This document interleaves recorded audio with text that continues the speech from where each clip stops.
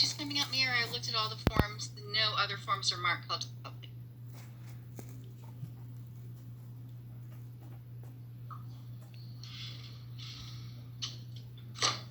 I do have a new topic this evening. Reading excerpts from the City of Surprise Policies and Procedure Manuals.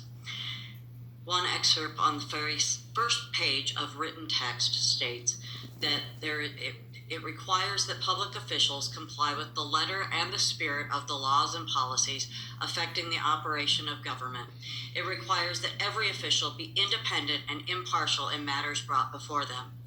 Officials must adhere to ethical standards that eliminate disappointment born of dishonesty, conflicts of interest, unfairness, or illegality. Preservation of the public trust is critical for the preservation of democracy. From Rule 1, to act in the public interest, members will work for the common good of the City of Surprise and not for any private or personal interest. Rule 9, conflict of interest. Members must constantly be on guard against conflicts of interest, whether real or perceived. Officials must not be involved in discussing or deciding any issues over which the council may have jurisdiction and which may have an impact which may impact a financial or property interest of either the members or the members' relatives. 248 land use and development related items have come before this council since November of 2018. Campaign contributions from developers, land use attorneys, home builders groups, HOAs, and PACs are definitely a financial interest that is problematic. We request respectfully that every single member of this council who has taken more than 50% of their campaign contributions from this group recuse themselves from all further votes regarding land use issues. And if you would like me to name names and percentages, I absolutely will. If you want lists of what donors you have in common, I have that too. If you want the specific voting record, I can show it to you. Do we need to know who needs to recuse themselves?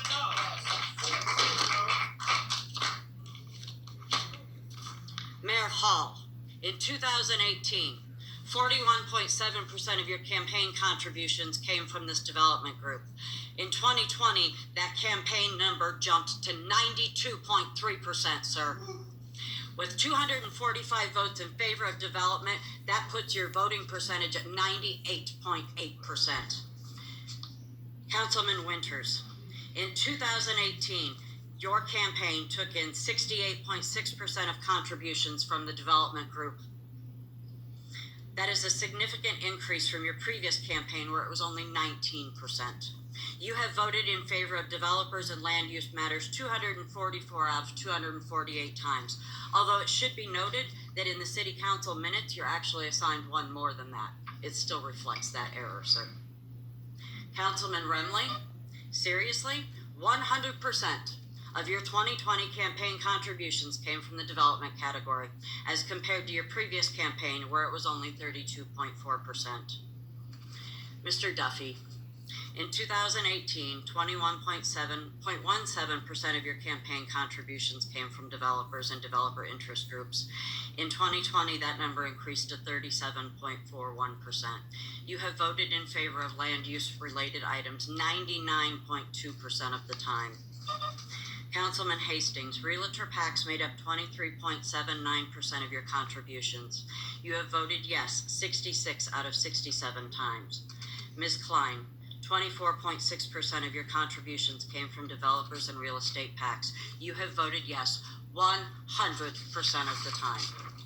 The only person on the council whose hands are clean is Councilman Judd.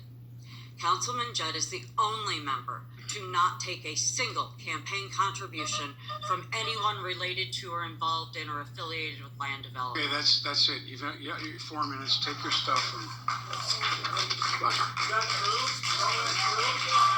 We hereby demand that the city council members recuse themselves and abstain from voting until they restore the public faith. Okay. Thank you. Okay. On the consent agenda, Does anybody want to pull anything from the consent agenda? Yeah, I need to pull item 6, Mayor. Okay? Number 6. Any others? Chris, just the one? Just item 6. for me, Anybody sir. else has anything to pull? Okay. Can I get a motion for the consent agenda? I move to approve the